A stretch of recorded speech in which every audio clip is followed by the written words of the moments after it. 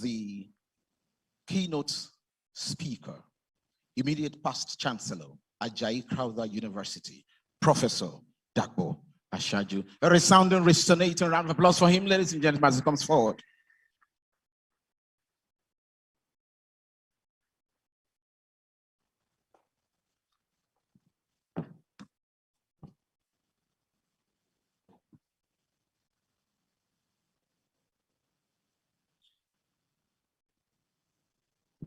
In the name of God the Father, God the Son, and God the Holy Spirit. My protocols. Almighty God, our Heavenly Father, our Lord Jesus Christ, and the Holy Spirit.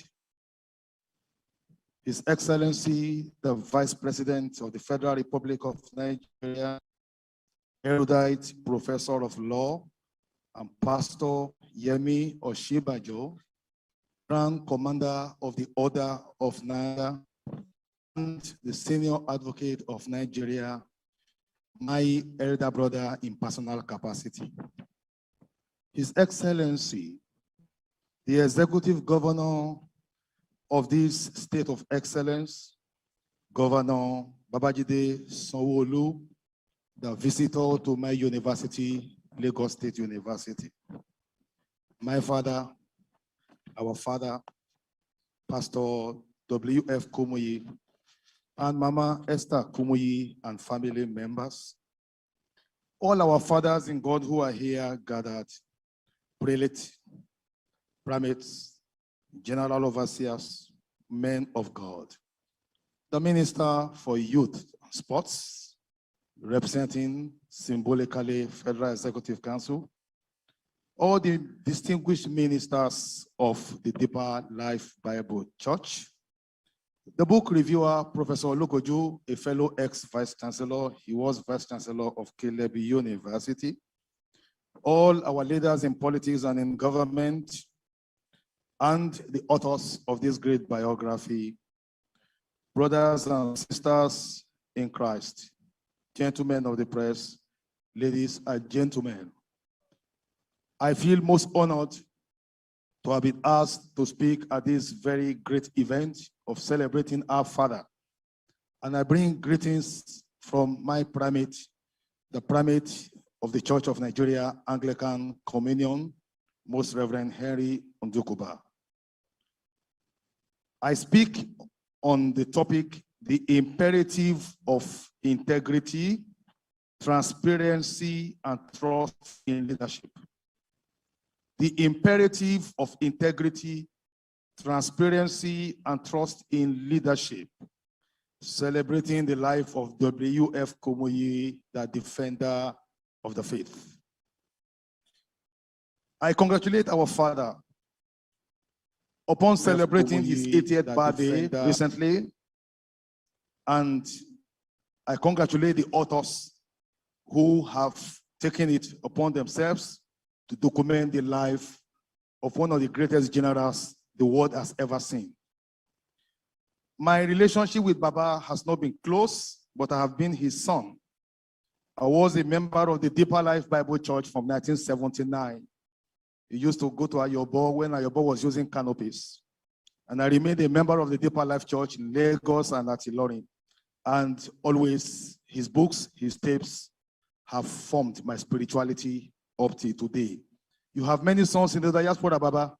We are proud to be your children. Biographies are very important because no matter how cerebral anybody may be, people suffer from amnesia, which is a tendency to forget things and people so soon after they have left the stage. The Chinese rightly wrote that the faintest ink is better than the sharpest memory. When people die, they die off with all their knowledge, all their wisdom, and that is the calamity we have in Africa. Many of the great people in this country have gone, and gone with them are all their knowledge and all their skills, most of them undocumented. In this climb, not many people celebrate biographies. They help a lot. I was invited to be the speaker when the governor of Oyo State was doing Thanksgiving upon his election. That sermon took place in the church of the president of the Pentecostal Fellowship of Nigeria, Bishop Francis Wale Oke. And my major message to him then was, can you, Your Excellency, go to the bookshop and buy all the books of Chief Obafemi Awolowo?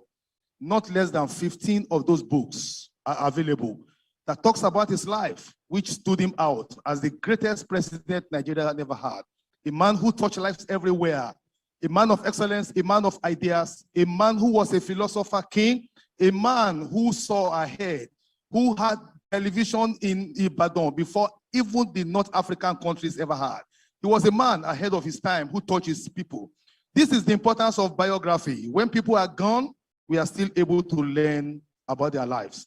What would the Bible be? What would the church be if not for the biographies of the Bible heroes?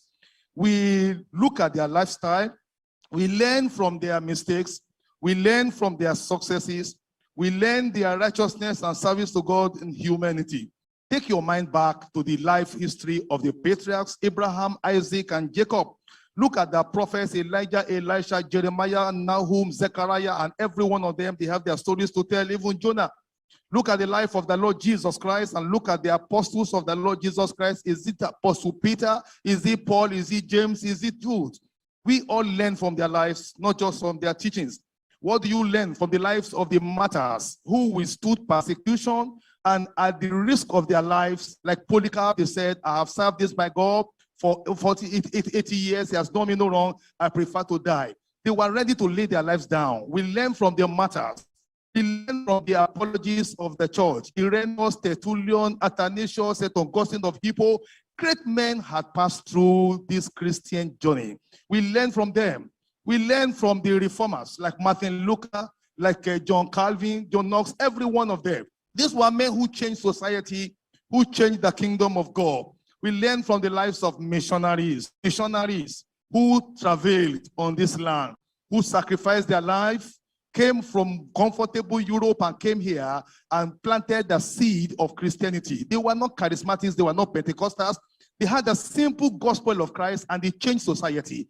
They gave us education, they changed our culture, they gave us civilization, and they have made us who we are today. Great men like Samuel Ajayi Crowther, a man who brought Christianity to the whole of Igbo land, who developed the Igbo orthography. He taught them ABC. Every Igbo man in Nigeria, Pentecostal or Anglican or Methodist, they owe their Christianity to that man. He took Christianity to Onitsha. He was there, planted it there, invited the Roman Catholics to come and join him. He took Christianity to the Niger Delta. All Niger Deltas owe it. This man died uncelebrated. His body lies beside the cathedral at Marina. Nobody knows such a great man has been. He planted education. He did so many things, celebrated everywhere. We learn their stories. We learn from the God's generals of the Pentecostal world. Is it Charles Parham? Is it Catherine Coleman? Is it Florence Crawford? And many of these great people, men and women, they have labored here. This is why biography is very important.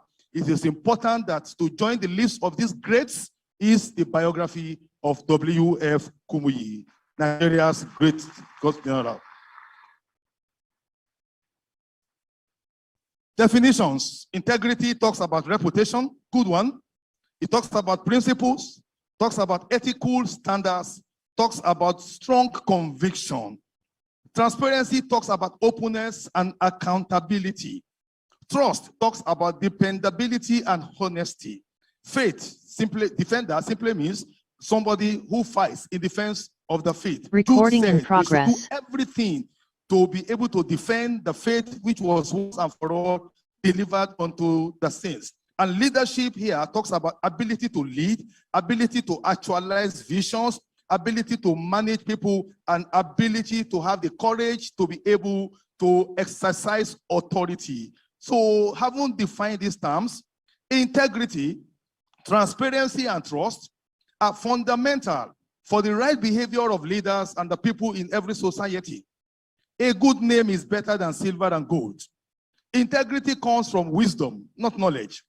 And wisdom comes only from the fear of God.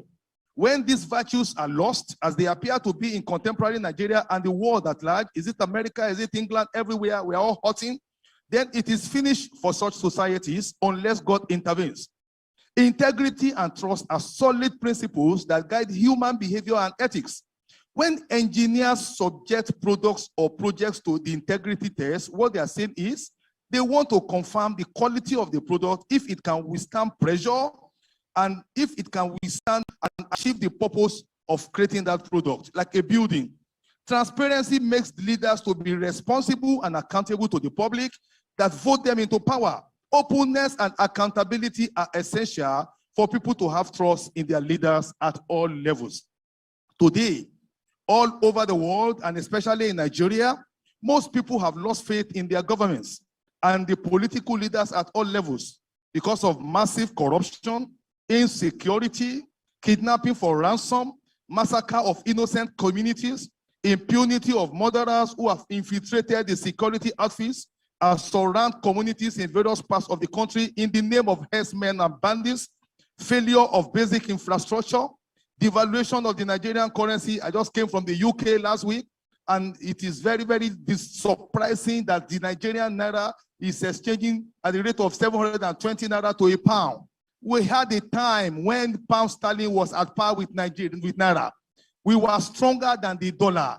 I was in this country as a young man when we bought a Volkswagen Beetle for 1,680 naira. Peugeot 504 for less than 6,000 naira. People flew to New York return ticket at the cost of 30 naira. What has happened to the good old days? We will continue to talk about the good old days. May those days come back again in the name of Jesus. We are dealing with massive unemployment of skilled youths. As a vice chancellor, it was very painful that most of the students I graduated were found in the job market. It is just hopeless. There's nowhere I end. There's no job anywhere. The companies are closing down, and churches who ought to be establishing businesses to employ youths are buying them over and opening more places of worship. Churches everywhere. Impact is low upon human behavior. We are having this problem. And most worrisome is the brain drain of our young professionals, especially the doctors and the medical experts. You train doctors today, you train them for the international market.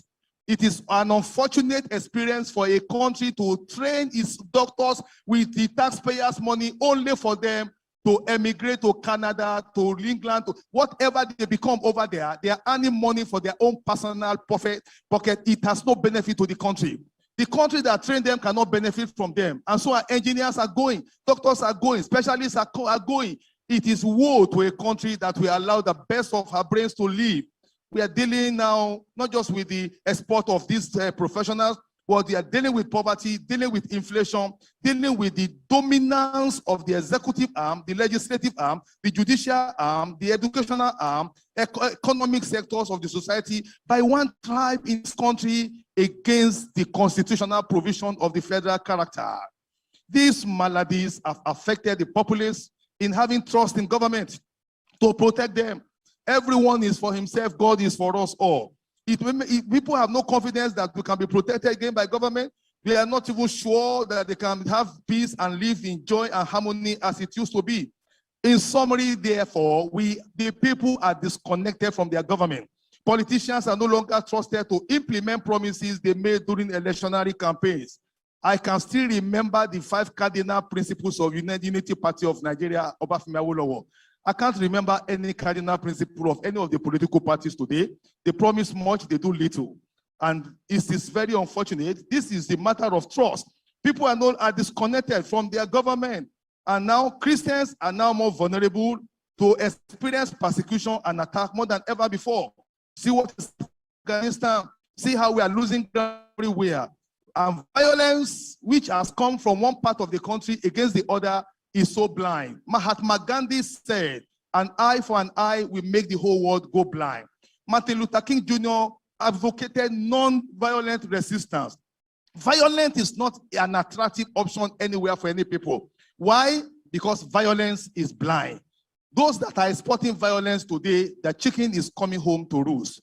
It has become so serious now that emirs are no longer safe in their palaces. Emirs are no longer safe on the road. Katsina, which is the home state of the president, is as restive as any other place. And people are asking, how did we get here? Now, Nigerians who are Christians, they have two major sources of spiritual empowerment that guide their philosophy and psychology. And the Nigerian Christian sources are from the Bible as well as from our African tradition. I'm going to quote briefly from the two. Let's go to the Bible. We're talking about integrity, transparency, and trust today as far as leadership is concerned. Proverbs chapter 11 verse 3 says, the integrity of the upright guides them, but the crookedness of the treacherous will destroy them. Proverbs chapter 28 verse 6 says, better is a poor man who walks in his integrity than a rich man who is wicked in his ways. Crookedness is another way of talking about corruption. When you are talking about corruption, ladies and gentlemen, Nigerians at the lower level are even more corrupt than people who are there at the. Unless there is a general rebirth and sanctification of the human heart, man is terribly wicked. God who created us said he regretted he made man. God was so frustrated with sin in the time of Noah, and our time is lacking to the time of Noah. God said, I regret that I have made man, because the imagination of the heart of man is continuously evil.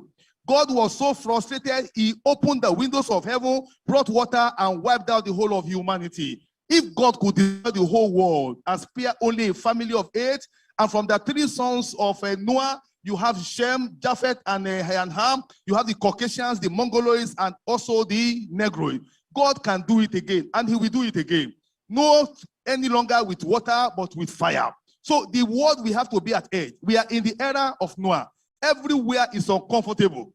I go to America, I saw white men sleeping under the bridge. People are poor, people are suffering. It's terrible. We need God to intervene, and God will intervene in the name of Jesus Christ. God Almighty is telling us here, we should hold on to integrity. Crookedness is the way of talking about corruption. Nigerians are very corrupt. Everybody wants to cheat the other. The young people today are not ready to go and work. I have served in Lagos State University for 38 good years. I was a pioneer. Became professor there about 20 years. I stayed, and I'm still developing people, producing people there. And I'm proud to be that. But these younger people don't want to do that. They want to get rich quick. They do yahoo yahoo. They dress like irresponsible people. They have earrings in their ears. Where was the church when the youths exploded? Proverbs chapter 4 verse 25 to 27 says, let your eyes look direct forward, and your gaze let it be straight before you. Ponder the path of your feet, then all your ways will be sure. Do not swerve to the right or the left. Turn your foot away from evil. That's what integrity is talking about. When God called Joshua to take over from Moses, you know what God said to him? This book of the law shall not depart from your mouth. You shall meditate in it day and night. Don't turn to the left or turn to the right. No diplomacy, no political correctness. Your yes is your yes, your no is your no. That's what God is saying here. We need to go back to the fundamentals of honesty and integrity. Integrity pays, brethren. Ecclesiastes chapter 12, verses 12 to 13 says, let us hear the conclusion of the whole matter.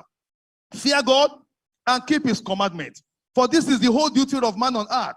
For God shall bring every work unto judgment, whether they are good or evil. Philippians chapter 4, verse 8 says, finally, brothers, whatever is true, whatever is honorable, whatever is just, whatever is pure, whatever is lovely, whatever is commendable, if there is anything of praise, think about these things. Integrity, that is transparency, that is virtue, not vices. The prophets of Israel, they fought against acts of ungodliness and unrighteousness in the society. Amos fought against injustice and unrighteousness. He lamented against the cows of Bashan. He condemned them for the widening gap between the rich and the poor. He said, you are selling the poor for a pair of slippers.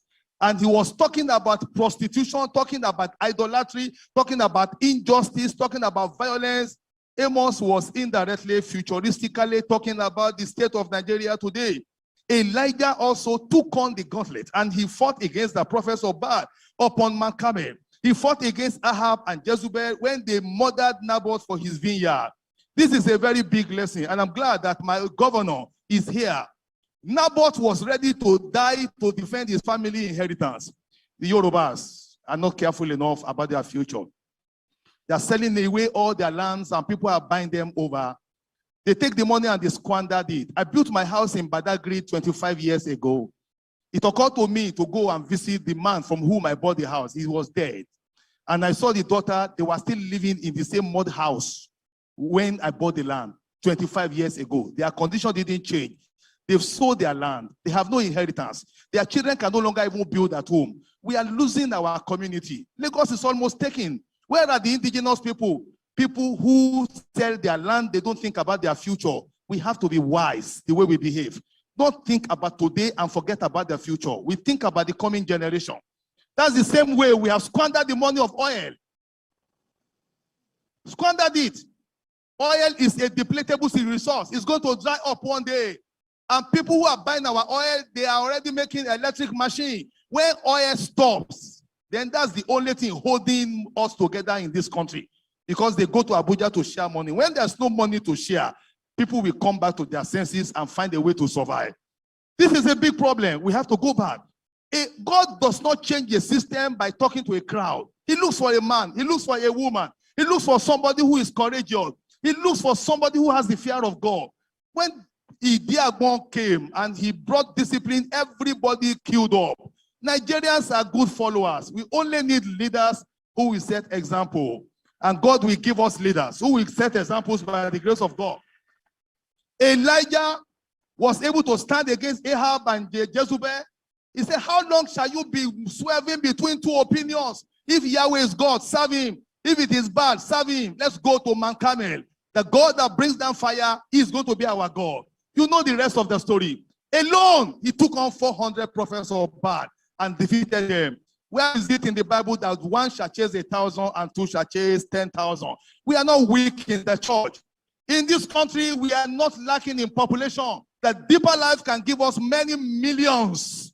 The Anglican church to which I belong claimed 18 million. The Roman Catholics even claim they are more than us. How many are the Pentecostals? How many are the Aladura? We have the population to change things. If only we will wake up, we will be able to take our rightful place. Because our God is the King of Kings and he is the Lord of Lords. Politics is nothing other than governing the affairs of this world created by our God. The earth is the Lord and the fullness thereof. When the righteous are in power, the people will rejoice. When the wicked are in power, the people will mourn. Brethren, I am calling upon us today as we celebrate our Father, who is a prophet, to imitate Elijah. He brought fire from heaven. Look at Ezekiel. He also spoke to the church because the church is as corrupt as the society. If we are not even worse, we are supposed to be the light of the world. A city set upon the hill cannot be hidden. He said, let your light so shine that all men may see your good work and glorify your Father who is in heaven. Hear what God said to the church in quote in the Old Testament. Ezekiel chapter 34 verse 2. Son of man, prophesy against the shepherds of Israel. Prophesy and say unto them, thus says the Lord God unto the shepherds. Woe be to the shepherds of Israel that feed themselves. Should they not be feeding the flock? You eat the fat. You clothe yourself with wool. You kill them that are fair, but you do not feed the flock. Those who are diseased, you do not strengthen. Those who need healing, you do not go there to heal them. And you have not bound up those who are brokenhearted. Those who have gone away, you didn't bring them back again. Evangelism is going down. If our evangelism in the north is as strong or was as strong as it ought to be, we won't be facing the kind of problem like this. If God could convert Saul of Tarsus, a persecutor, he could convert any Boko Haram member. We are slacking in our evangelism. We were slacking. We were doing liturgy. We were doing denominational politicking until deeper life came. And God raised a great man among us in a very humble background. Everywhere, on the buses, everywhere, they brought evangelism, brought tracts, and changed the face of spirituality in the world. I wish all other churches are going to emulate them. God says, I am angry with you, shepherds of Israel. God will not hold government responsible. He will not hold the people responsible. He will hold the church responsible.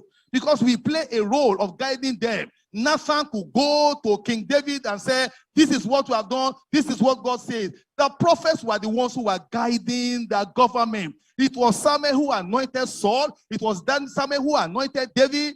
We must go back to our prophetic heritage. Brethren, people have demonstrated integrity in the Bible.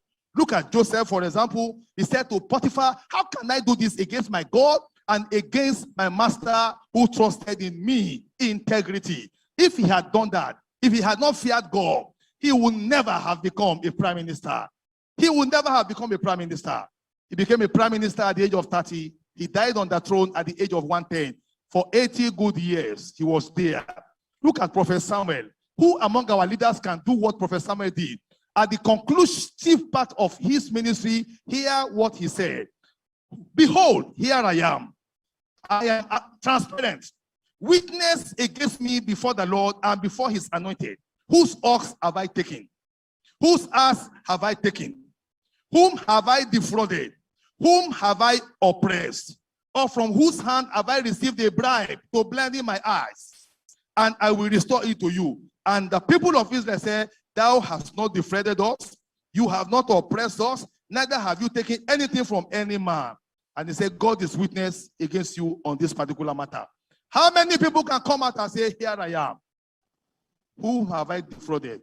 From whom have I taken a bribe? Let's go back to the Bible.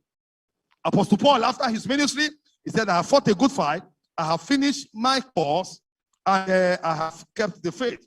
Brethren, integrity is a call for us to go back to the biblical standard. Integrity is for us to go back even to our African philosophy. There is one African philosophy I want to remind you of. This was a book published by J.F. Otunjo in 1943. If you went to primary school when it was good, you will have read this. Iṣẹ́ lóògùn iṣẹ́. Múra sí iṣẹ́ rẹ ọ̀rẹ́ mi. Iṣẹ́ la fi ń dẹni gíga. Bí a kò bá rẹ́ni fẹ̀yìntì, bí ọ̀lẹ là ń rí. Bí a kò bá rẹ́ni gbẹ́kẹ̀lé, àtẹ̀ramọ́ṣẹ́ ẹni. Ìyá rẹ lè lówó lọ́wọ́, bàbá rẹ lè lẹ́sìn lẹ́ẹ̀kan. Tí o bá gbójúlé wọn, òtítọ́ ni mo sọ fún ọ. Apálára, ìkúnníye kan, báyé fẹ́ ọ lónìí, tí o bá lówó lọ́wọ́, wọ́n á tún fẹ́ ọ lọ́la. Àbí kó wà nípò àtàtà, ayé ayé ọ sí tẹ̀ríntẹ̀rín. Jẹ́ kí o dẹni tí ń rágó, kó rí bí wọ́n ti ń yínmú sí ọ. Ìyà ń bẹ fọ́mọ tí kò gbọ́n, ẹkún ń bẹ fọ́mọ tí ń sá kiri. Má fòwúrọ̀ ṣeré ọ̀rẹ́ mi, múra ṣiṣẹ́, ọjọ́ ń lọ. Please give me 5 more minutes and let me round off this. They learn even from the musicians among us. Look at this song by Ebenezer Obey. Ẹni rí nǹkan he tó fẹ́ kú pẹ̀lú ẹ o, ọwọ́ ẹni tó ti sọnù ńkọ́. Ayé la bá, ayé la ó fi sílẹ̀ sí, dúró náà, wẹ́yìn rẹ̀ wò. Àgbájọ owó mà ní, wọ́n ló ń gbẹ́rù dórí àwọn ọmọ wa. Ẹ má mà jẹ́ kan taraka. Èní la rí o, kò má ṣẹ̀dá tó mọ̀la. Níṣe láyé yìí ẹ̀dá kan tó lẹ́yìn ni. Ká parapọ̀ ká rorí. And so on and so forth. People call us there. The gospel is asking us to evangelize. The gospel is asking us to fight against all the enemies of the cross.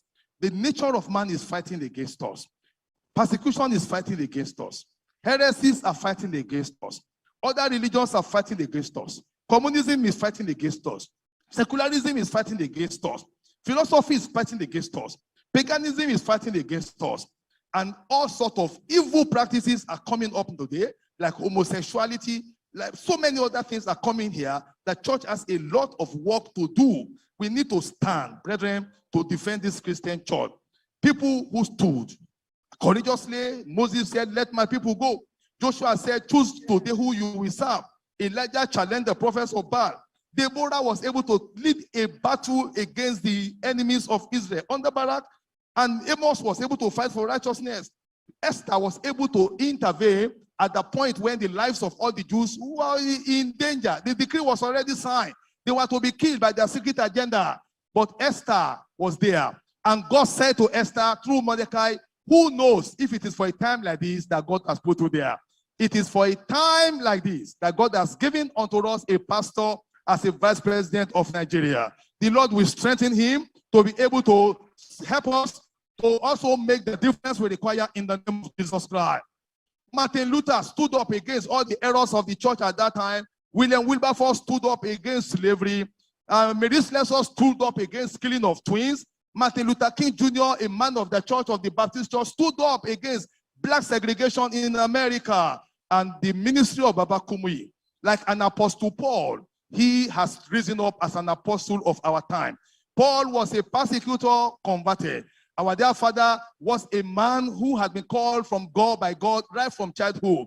He trained at Mayflower under the reputable Tai Solarin, a man who believed in communism. From that climb, God has given us an apostle.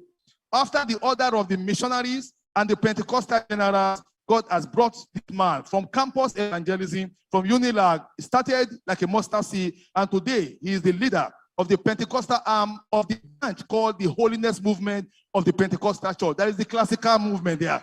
He is a man of miracles. I am a beneficiary of the miracles of this great man of God. The dead have been raised, the sick have been healed, 20 people have been prospered, his prophecies have come to pass. He has taught the lives of so many people. He has a voice. His teachings, his tapes, his books, his life is an epistle people are reading. He is indeed the apostle of our time and the prophet of our time. I will say these challenges and then I will close. Nigeria used to be good. Christian ethics used to guard our life and our behavior. When schools were good, they were good because Christian prayer and Christian discipline was there. We must return to discipline, return to prayer, return to the things of God. We must catch our children young. Somebody asked Professor Wale Soyinka, what is your hope for Nigeria? He said, hopeless. He said, well, how do you assess the leaders today? He said, hopeless. He said, what is the hope for tomorrow? He said, the present generation is a wasted generation. He said, what is the way out? He said, raise another generation. We must go back to our curriculum. We must go back to Christianity in the home. We must go back to Christianity in the school. We must go back to evangelism on the street. That is the way we can change the heart of men. Only Christianity can change the heart of men. And when they are transformed, society will transform. Number two, corruption has become so endemic, we need God to intervene. I am challenging Pastor W.F. Kumuyi and Pastor E.A. Adeboye. These two people are, pardon me, other leaders, I'm sorry, but Baba Kumuyi, Baba Adeboye, they pastor the largest congregations today. And they are standing today because of integrity. Am I right? Because of discipline and holiness. Am I right? It's not because of prosperity gospel. These are the two people today who have the strongest voices. I am calling upon them to please unite with other people, bring in everybody under CAN, under PFM, and let us address the Nigerian question. Number two, Baba Kumuyi is 80 already. Baba Adeboye is 79, going to 80. God will give them long life. Can I hear you, amen? But at a point in time, the Lord Almighty will ask them to rest and retire. Where are the Kumuyis and the Adeboyes tomorrow? The question of succession. That is what Baba needs to build up right now. Number three, church leaders are mandated to be watchmen over the society by blowing the trumpet when problems are happening. It is not enough for us to keep quiet and pastor our churches and have large congregation. When crisis comes, everybody will be a victim. All ministers of God should speak out now. As things are going upside down in Nigeria, you are comfortable here. People are not comfortable in Benue. They are not comfortable in Southern Kaduna. They are not comfortable in other places. All our church leaders must speak out. I look forward to Baba addressing a world press conference. Seated beside him is Baba Adeboye. And let them call people and say enough is enough. They need to lead other people to convene a high-powered meeting with the president, if the vice president is here, representing the highest authority in this country, next only to the president, the federal government is here. Only Baba Kumuyi or Baba Adeboye will have the capacity to bring the federal government to attend a biography launch like this.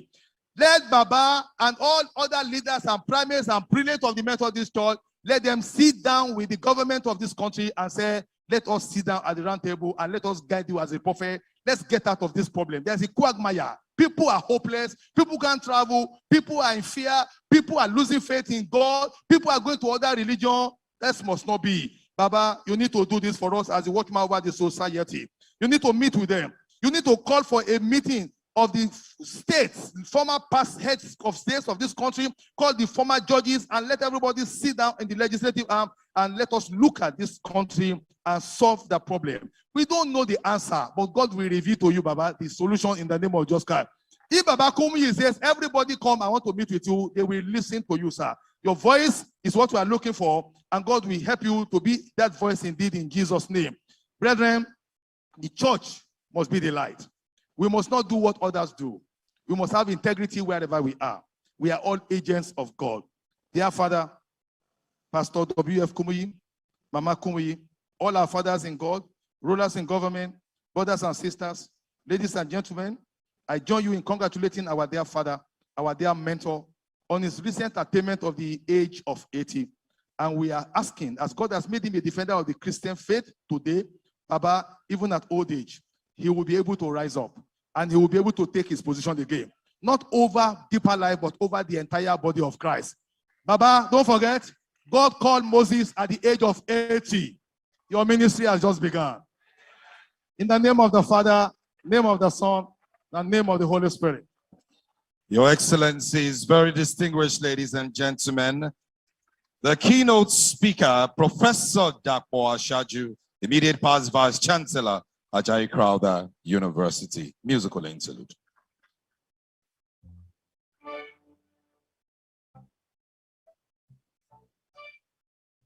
While the music